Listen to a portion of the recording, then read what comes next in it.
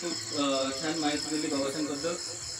आणि ही जी आपण जयंती साजरी करत आहोत, विचाराचं एक देवाणघेवाण आहे.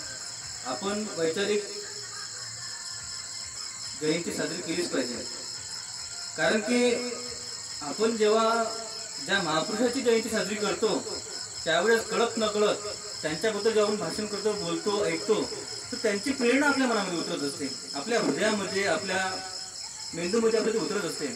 आणि ते प्रेरणा जेव्हा आपल्या हृदयामध्ये उतरते तेव्हा जेव्हा आपण समाजात जातो, घरी जातो, तर ते कार्यरत त्यामधून झिरपत राहत असते. म्हणून आपण ती करण्याची म्हणजे आपण जयंती साजरी करतो म्हणजे त्यांच्यासाठी करतो असं नाही, ते जयंती साजरी करून आपण आपला स्वतःचा उद्धार करत असतो. बाबासाहेबांचं कर्तृत्व खूप मोठं आहे, खूप मोठं. म्हणजे आपण जर बोलत बसतो तर खूप वेळ लागेल. त्यांचं कर्तृत्व खूप मोठं होतं. एक सांगायचं वाटतं की जेव्हा अमेरिकेतील कोलंबिया युनिव्हर्सिटी जी आहे त्यांनी जेव्हा सर्वे केला की आपल्या ह्या युनिव्हर्सिटीमध्ये आतापर्यंत शिकलेल्या विद्यार्थ्यांपैकी सगळ्यात टॅलेंटेड, सगळ्यात हुशार विद्यार्थी कोण आपण शोधून काढू, एकच विद्यार्थी निवड करायची.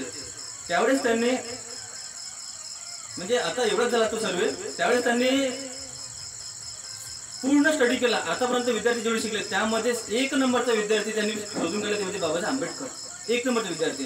त्यांनी सांगितलं की आमच्या युनिव्हर्सिटीमधून सगळ्यात बुद्धिमान, चतुर, हुशार, कर्तृत्ववान विद्यार्थी कोणी असेल ते म्हणजे बाबासाहेब आंबेडकर.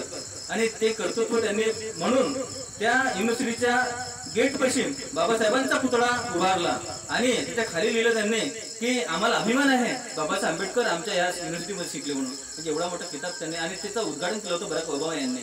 म्हणून हा एवढं मोठं आहे, जगामध्ये पूर्ण नाव आहे बाबासाहेबांचं. यानंतर मी आपल्या ग्रुपचे सन्माननीय सदस्य श्री प्रवीण भाऊ खांदेल यांना विनंती करतो, कृपया त्यांनी बाबासाहेबांबद्दल आपल्या 2 शब्द मार्गदर्शन करावे.